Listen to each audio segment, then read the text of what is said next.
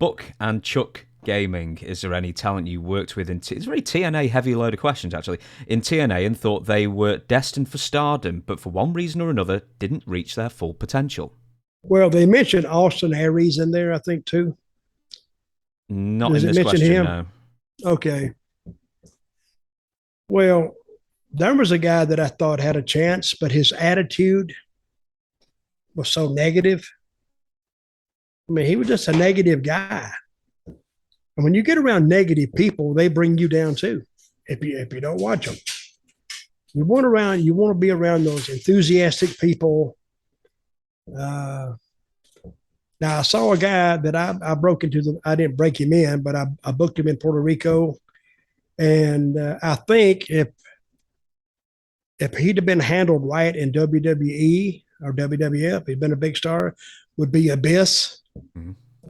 but Abyss was sometimes his own worst enemy because you could rib him and it would get to him. And he was going to WWE one time, and I said, I kind of highly advise you not to go. This is when they still had the ribbers around, the Davy Boy Smiths and the Owen Harts and the heavy ribbers, because I think you would have got up there and they would have driven him nuts. So he may have been there for 6-9 months, but I think they would have eventually gotten to him, and he would have probably been in worse shape coming out than he would be going in, because they would work on his brain. Great talent. And I've called him this before, an idiot savant when it comes to wrestling. And he's a smart guy too. But when you gave him something to work on, said, listen, I want you to say, I got this match and I want it to end this way, but I want a lot of perks and peaks to it toward the end. Can you figure that out? Oh yeah, man. Oh yeah, oh yeah.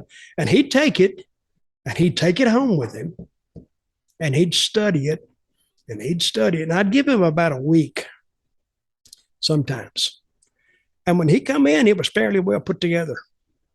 I mean, and sometimes it's amazing that he could put such good stuff together, but he studied what he had to do, and he would come up with something. He's actually a student of finishes, and he was very good at that. I thought he would be he's in WWE right now. He's an agent. That's the best place for him to be. He's an agent, and you don't get him frazzled much. Like if a talent asks him something, and he'll talk to them like people. Yeah, that's a good idea, man. But what do you think about this? I've always learned one thing when you're giving somebody a finish is you got to kind of involve them in it. If you involve them in it, now they're a piece of it. And I remember a guy one time used to give me a finish.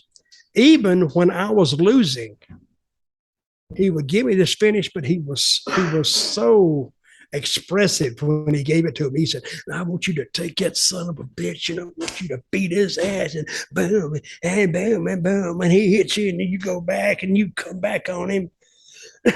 He got me so excited, couldn't wait to get to the ring to get beat. But that's what you got to be when you want these guys to get the best out of them. You got to be enthusiastic when you're giving it to them.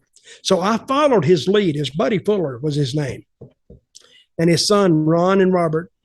They started the Continental Territory, and they had a lot of his enthusiasm. So, but I kept a lot of it when I was just doing jobs. Sometimes I would get beat, and the last thing they're going to remember, fans, is the last thing that happens at a match. My opponent would win, get his hand raised, people were happy, and I'd stand there and I'd go over in the corner and I'd act like I'm crying. Oh, they loved that. Quit crying, you big baby, Then I'd go to the ring. You ever see a kid throw a tantrum?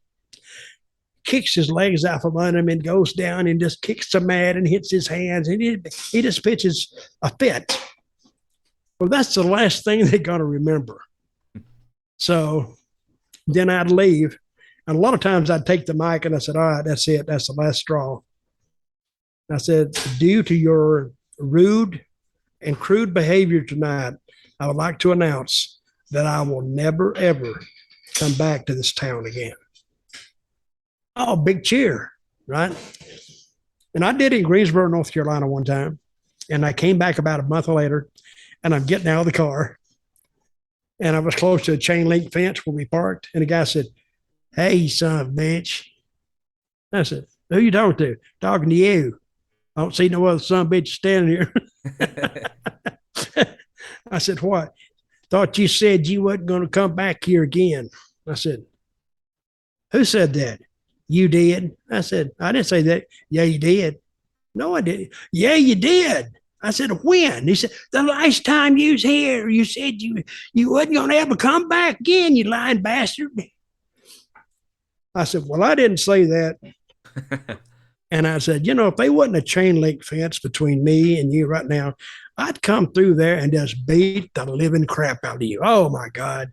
He pitched a fit. But I left him screaming by himself out there with a few people around him. But that's how I entertained myself on the road. But I've been saying but they remembered that.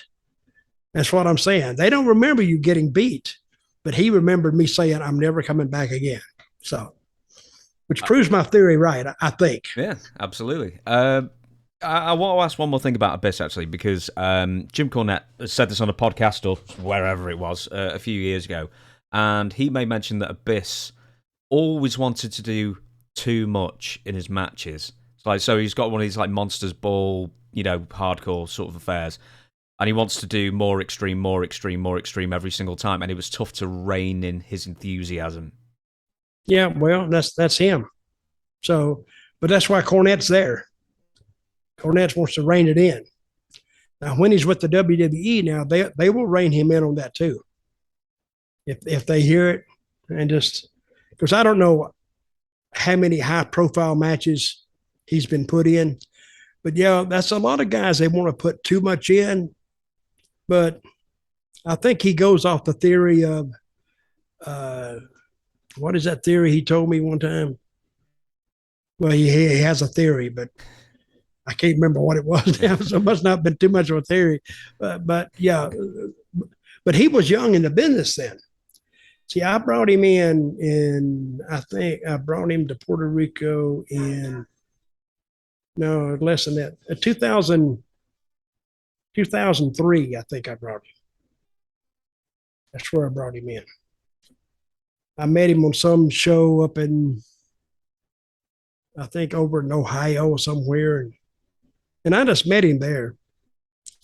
And I met him again on TNA's first show. And I told him, and I wanted to use him in Puerto Rico. So, and I tell these stories sometimes. I may tell a story twice. But I told him, if you want to come to Puerto Rico, give me a call. So he called me he said he couldn't come, but he called me 2 weeks later and he says, "You got room for me?" I said, "I thought they was going to use you there good." "Well, yeah, but I'm not even on this show." I said, "Well, welcome to the wrestling business." So I brought him in, and he did well. I put a mask on him. I was trying to make a mini Kane out of him, but he did well there. So